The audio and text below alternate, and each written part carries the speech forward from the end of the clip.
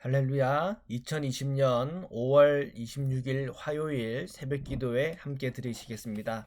사도신경으로 저희 신앙을 고백드리시겠습니다. 전능하사 천지를 만드신 하나님 아버지를 내가 믿사오며 그 외아들 우리 주 예수 그리스도를 믿사오니 이는 성령으로 잉태하사 동정녀 마리아에게 나시고 본디오 빌라도에게 고난을 받으사 십자가에 못 박혀 죽으시고 장사한 지 사흘 만에 죽은 자 가운데서 다시 살아나시며 하늘에 오르사 전능하신 하나님 우편에 앉아 계시다가 저리로서 산 자와 죽은 자를 심판하러 오시리라.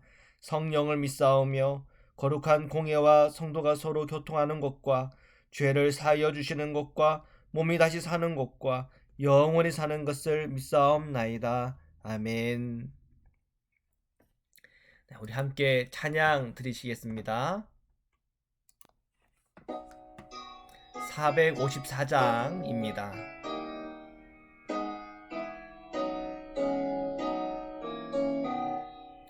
주와 같이 되기를 내가 항상 원하니 온유하고 겸손한 주의 마음 주소서.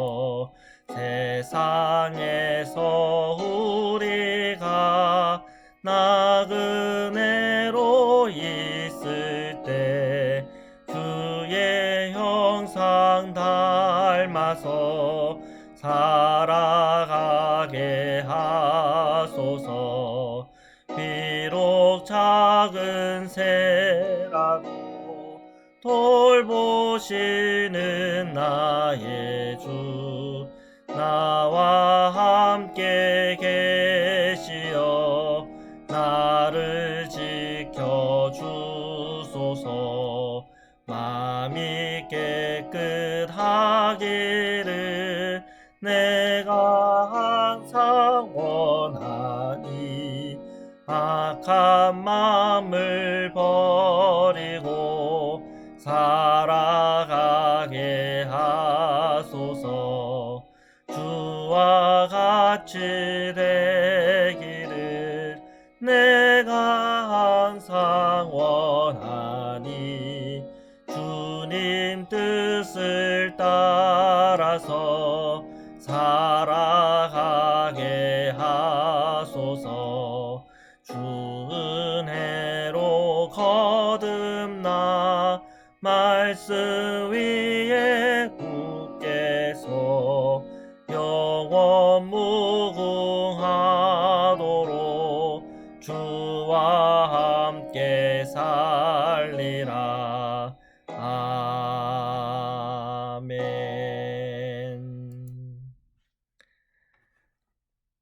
우리 다 함께 기도드리시겠습니다. 사랑해 주님 감사합니다. 오늘 이 새벽에도 저희가 함께 나와 주님께 찬양하며 기도하며 주님 앞에 나아갑니다. 저희들의 모든 심령마다 주님께 예배하는 자들이 누리는 은혜와 예수 그리스도로 충만한 역사함들을 저희들에게 허락하여 주옵소서.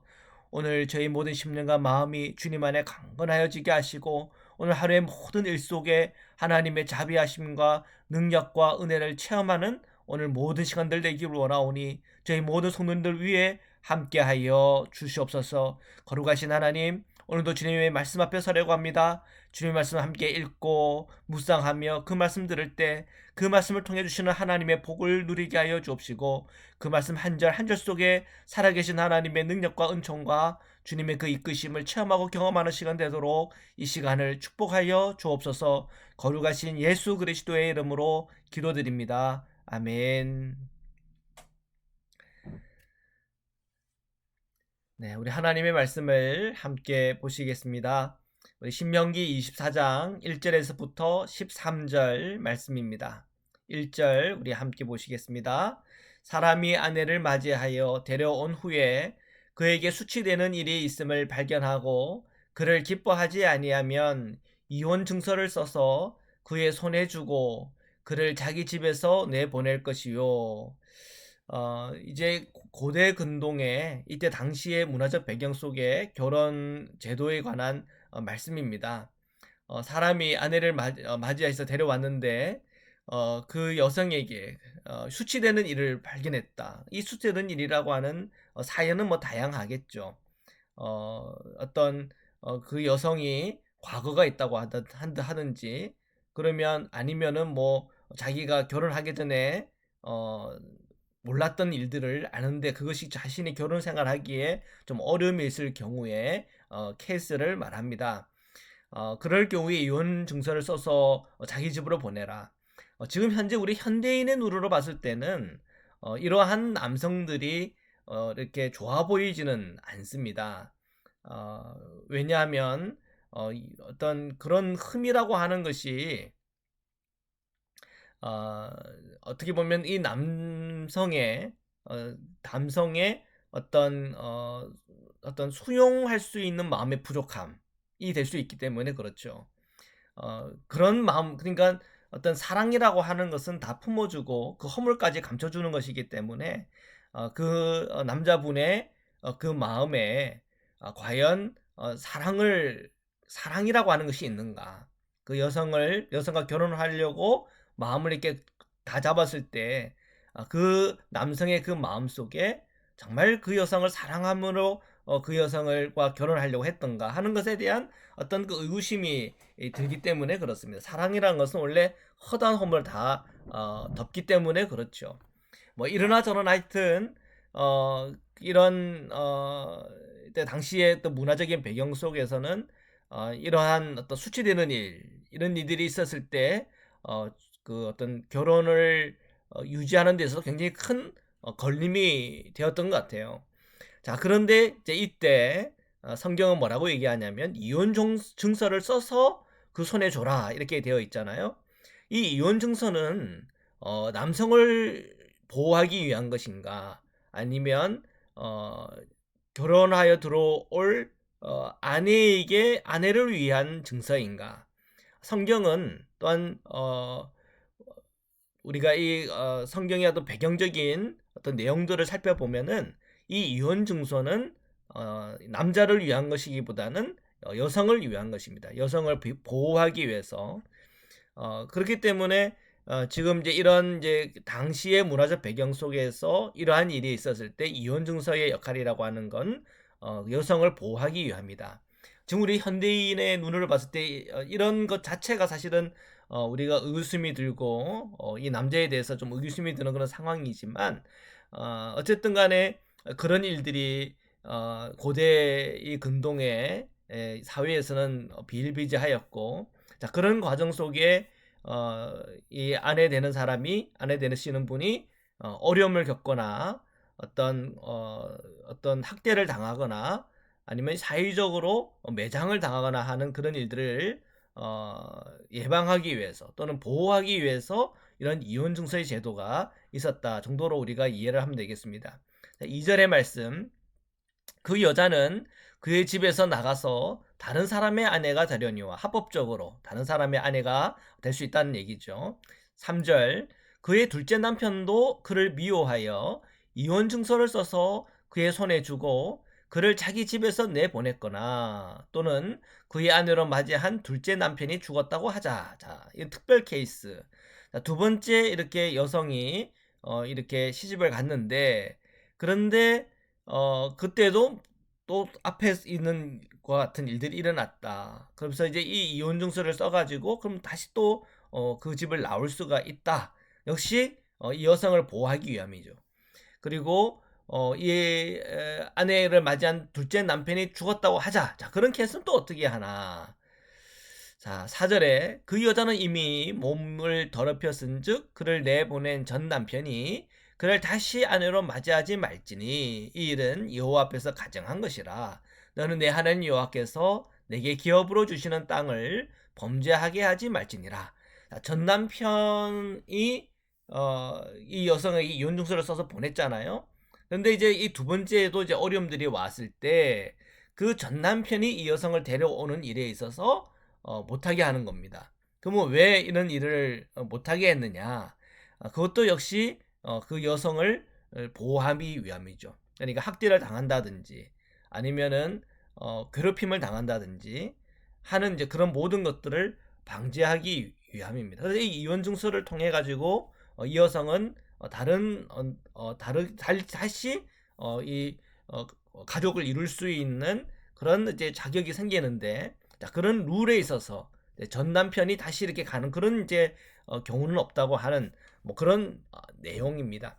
물론 이제 현대 사회의 기준으로 봤을 때는 잘 받아들이기가 참 쉽지 않은 내용이지만, 그렇지만 성경은 어, 당시에 가부장적이고 또 남성 중심적인 그런 사회 구조 속에서 희생당할 수 있는 여성의 그 가능성들, 또는 그 여성의 어떤 취약성에 대해서 보호하기 위해서 이런 이제 제도들이 있었다는 점에 있어서 주목해 볼 필요가 있고, 이제 현대 개념의 이런 결혼 관계 속에 일어나는 여러 가지 뭐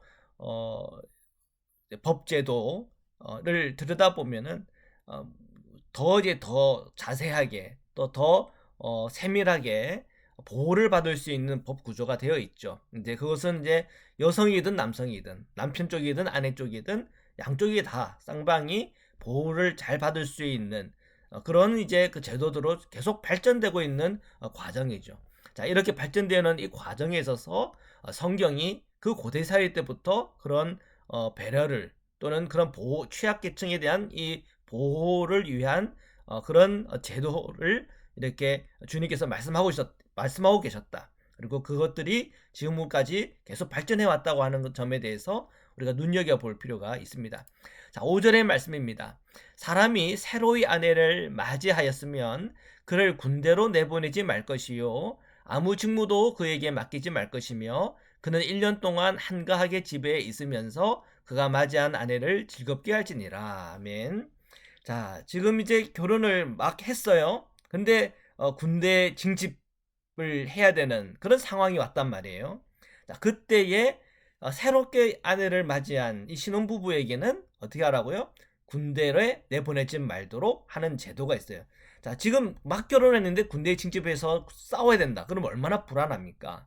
그럼 자기의 그 부부의 연을 맺었고 자녀를 생산을 해야 그 다음에 그 후사가 있는 것 아닙니까? 근데 만약에 전쟁을 나가게 되고 사람이 죽게라도 된다면 정말 비극이 생기는 거죠. 그래서 그런 것을 방지하기 위해서 이러한 제도들을 마련하고 있어요.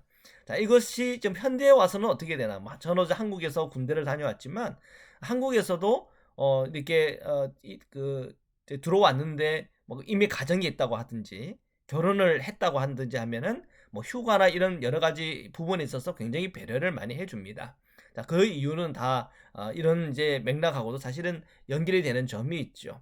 그래서 성경은 어떻게 하든 그 가정을 보호하고 또 그 다음 세대를 위해서 배려하고, 또 여러 가지 이제 법과 의무가 있지만 법과 의무 속에서도 취약계층이나 여러 가지 케이스 바이 케이스에 필요한 경우에 대한 배려들, 그런 것을 잊지 않고 있습니다.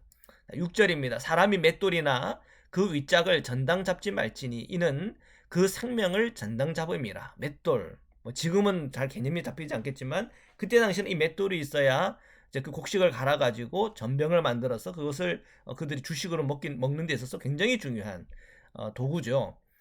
그러니까 뭐 지금 시대에 따진다고 그러면은 뭐 전기밥솥이나 뭐 가스불 같은 겁니다. 자, 그거 없이 그냥 우리가 생쌀만 가지고 먹기가 어렵잖아요.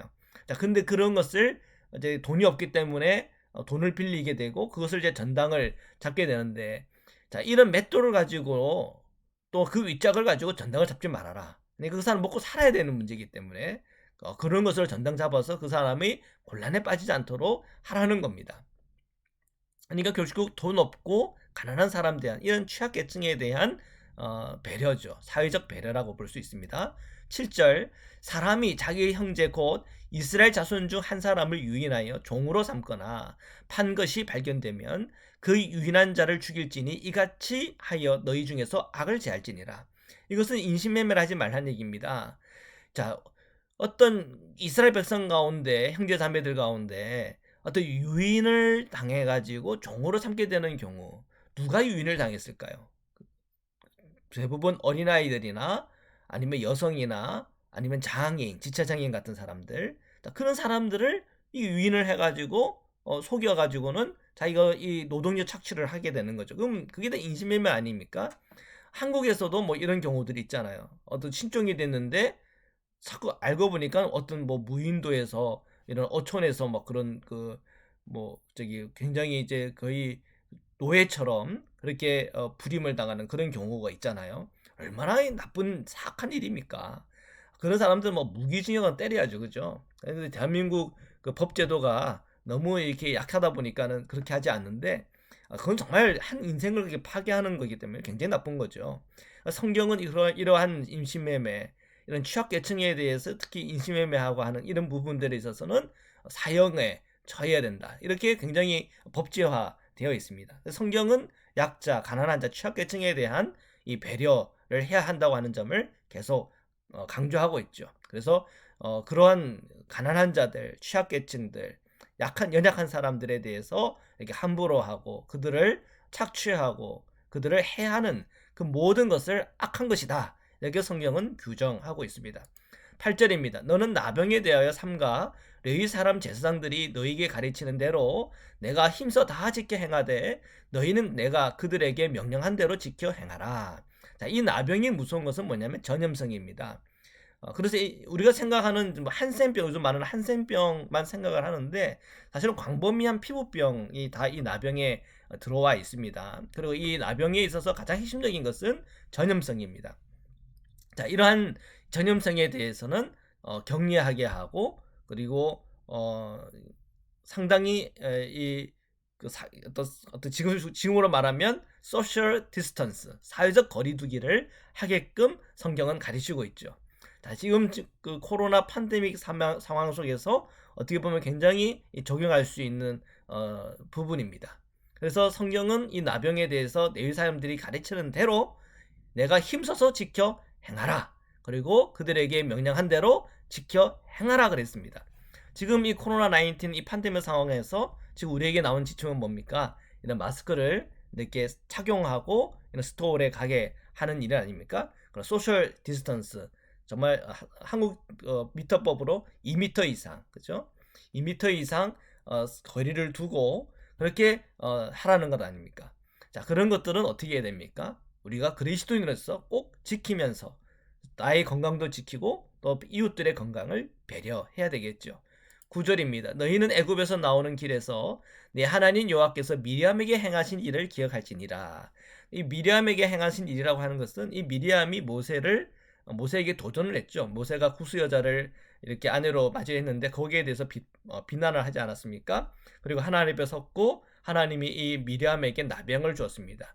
그러나 나병을 준 것에 대해서 이 아론과 함께 그것을 사해달라고 이렇게 요청을 하게 됐고 주님의 치유하심이 그에게 임했죠. 그럼에도 불구하고 성 밖에서 7일 동안 7일 동안 성 안으로 들어오지 못했습니다. 그래서 이스라엘이 전진을 해야 되는데 주님의 인도함을 받고 나가야 되는데 미리암이 다시 복귀하는 그날까지 이스라엘이 기다려 줬다고 하는 그런 내용이 나옵니다.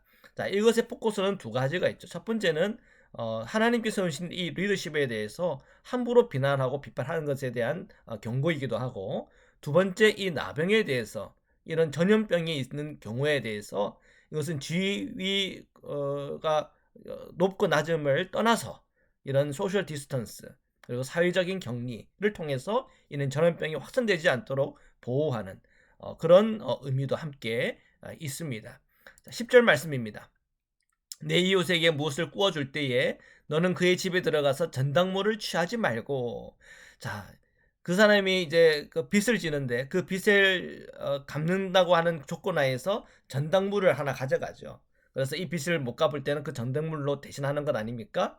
자, 그런데 이 전당물을 취할 때 그 사람의 집에 들어가서 자기 눈을 봐가지고 이것 하고 딱 가져오는 그런 거 하지 말라는 거죠. 자, 그렇게 됐을 때는 첫 번째는 또 가족들이 그런 걸 다 보잖아요. 얼마나 그 상처를 주는 그런 일입니까? 그다음에 프라이버시드라고 하는 것도 있는데 그 사람이 이제 함부로 그냥 집에 들어가가지고 전담을 취어 나오는 그런 잔인한 일, 그런 일을 하지 말라는 거죠. 그래서 이런 것을 통해서 약한 자들 또한 가난한 사람들을 보호하는 제도를 한 것입니다. 11절입니다. 너는 밖에 서 있고 내게 꾸는 자가 전당문을 밖으로 가지고 나와서 내게 줄 것이며, 그러니까 빚을 이제 져야 되는 그 사람이 그 집에 들어가서 이제 그것에 대한 마땅한 합당한 그것을 가지고 나와서 이제 이런 협의를 해야 하는 거죠. 자, 그렇게 하라는 겁니다. 자, 12절. 그가 가난한 자이면 너는 그의 전당물을 가지고 자지 말고. 자, 뭘 가지고 자지 말라고 하는가? 예를 들면 13절. 해질 때 그 전당물을 반드시 그에게 돌려줄 것이라. 그리하면 그가 그 옷을 입고 자며. 자, 뭘 전당물 한다면 그 사람의 옷입니다. 자, 이 겉옷이라고 그러는데 이때 당시에 고대 근동 지역에서 이 겉옷은 어떤 밖에 나가가지고 목동을 하다가 잘 때도 그것을 이제 그 겉옷 때문에 추위를 피하며 자기도 하지만 집에서도 이 겉옷이 이불 대신 하는 겁니다. 자, 그만큼 이런 겉옷이라고 하는 것은 사람이 사는 데서 굉장히 중요한 일이죠.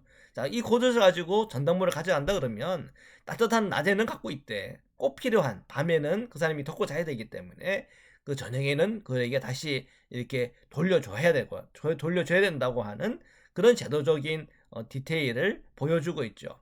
자, 그렇게 하면 그렇게 하면 그리하면 그 결과가, 자, 그가 그 옷을 입고 자며 너를 위하여 축복하리니 그 일이 내 하나님 여호와 앞에서 내 공의로움이 되리라. 이렇게 성경은 기록하고 있습니다. 자, 오늘 말씀을 읽으면서 여러분 어떤 느낌이 드십니까? 자, 오늘 말씀들을 다 취합하고 종합해 보라 그러면 가난한 사람들, 약한 사람들, 취약계층, 여성, 그죠? 그런 이제 취약계층, 연약한 사람들에 대한 이 사회적인 배려가 중요하다. 그리고 이러한 사회적 배려는 곧 하나님에 대한 경외고, 하나님에 대한 경외라고 하는 것은 곧 이웃 사랑이고, 그리고 우리가 그런 따뜻한 마음을 가지고 우리의 이웃들, 특히 이 약한 자들에 대해서, 연약한 자들에 대해서 우리가 배려하기 시작할 때 하나님은 그것에 대해서 너희의 공의로움이 될 것이다.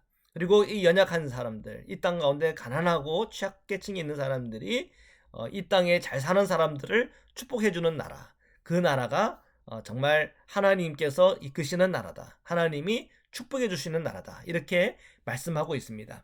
오늘 이 미국 땅이 끊임없이 하나님을 경외하고 이 땅의 약한 자들, 또 법적인 취약의 계층들, 그런 사람들을 배려해주고 그들을 도와주고 또한 그들을 위해서 살아갈 수 있는 은총을 흘러보내주는 그런 미국이 계속 끊임없이 유지되기를 위해서 기도해 주시고요.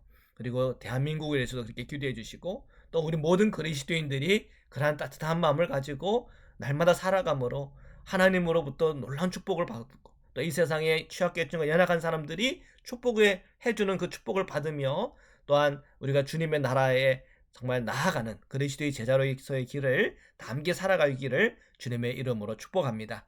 오늘 이 말씀으로 함께 기도드리시겠습니다. 살아계신 하나님 감사합니다. 오늘 말씀을 함께 읽고 묵상하였습니다. 하나님, 이 땅에서 살아갈 때 항상 이 땅의 가난한 자들, 연약한 자들, 취약계층에 있는 사람들을 기억하고 그들을 위해서 우리가 기도하게 하여 주옵소서. 그들이 먹고 살아가는데 부족하게 않게 하여 주옵시고, 가정 안에서 폭력으로 시달리지 않게 하시고, 정말 함께 그리스도의 자녀로서 이 땅을 살아가는데 이 땅에서 연약함으로, 또한 내가 돈이 없기 때문에, 또한 건강이 좋지 않기 때문에, 또한 사회적인 약자이기 때문에 이 세상으로부터 배제되고 고통당하고 아파하는 일이 없기를 원합니다. 하나님의 공의와 정의가 항상 이 땅 가운데 늘 흘러넘치게 하여 주옵시고, 오늘 모든 그리스도인의 마음은 늘 따뜻하게 하여 주셔서 이 땅에 하나님의 그 도움들이 이 땅의 가난한 자들, 아픈 자들에게 다 함께 흘러갈 수 있도록 축복하여 주옵소서. 특별히 코로나 팬데믹 상황 속에서 이 소셜 디스턴스, 이 사회적 거리 두기를 잘 유지하게 하여 주셔서 저희들의 건강뿐 아니라 우리 이웃들의 건강까지도 배려하는 마음으로 정말 이 위기를 잘 넘어갈 수 있도록 은혜 허락하여 주옵소서. 저희들 이제 팬데믹들이 이제 점점 줄어듦으로 인해서, 이제 완화됨으로 인해서 이제 많은 비즈니스들이 문을 열고 있습니다. 하나님, 그 우리 성도님들 그 모든 일터들을 축복하여 주시고, 또한 이 모든 위험과 어려움에서 보호하여 주셔서 하나님, 그 모든 하는 일들 속에 하나님의 그 축복과 은총이 흘러 넘치게 하여 주옵소서. 하나님, 우리 성도님들 그러나 여전히 이 위기의 상황이라는 것을 늘 자각하고 늘 우리 스스로를 보호하게 하여 주옵시고, 안전하게 하시며 지혜롭게 함께 이 모든 형편과 상황을 잘 넘어갈 수 있도록 우리 모두 성도님들 지혜 가운데 거할 수 있도록 축복하여 주옵소서. 오늘 하루의 모든 삶 주님의 은총과 주님의 은혜에 맡깁니다. 거룩하신 예수 그리스도의 이름으로 감사하며 기도드립니다. 아멘. 우리 다 함께 주기도문으로 마치겠습니다. 하늘에 계신 우리 아버지여, 이름이 거룩히 여김을 받으시오며 나라에 임하옵시며 뜻이 하늘에서 이룬 것 같이 땅에서도 이루어지이다. 오늘날 우리에게 일용할 양식을 주옵시고 우리가 우리에게 죄진 자를 사하여 준 것 같이 우리 죄를 사하여 주옵시고 우리를 시험에 들게 하지 마옵시고 다만 악에서 구하옵소서. 나라와 권세와 영광이 아버지께 영원히 있사옵나이다. 아멘.